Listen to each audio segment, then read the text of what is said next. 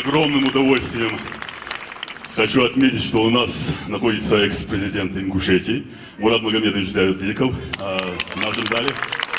Я благодарю вас, Мурат Магомедович, что вы поддерживаете наших артистов, так же, как и прежде. И всех вам благ, чтобы больше оптимизма и здравой жизни вам. Это был голос. Мне очень приятно вас видеть в зале. Пользуясь случаем, хочу поздравить свою коллегу, моего друга Малику Уцаеву. Нам Мурат Магомедович звание давал один и тот же год. В 2003 году это было. Я не могу не благодарить Мурата Магомедовича за это.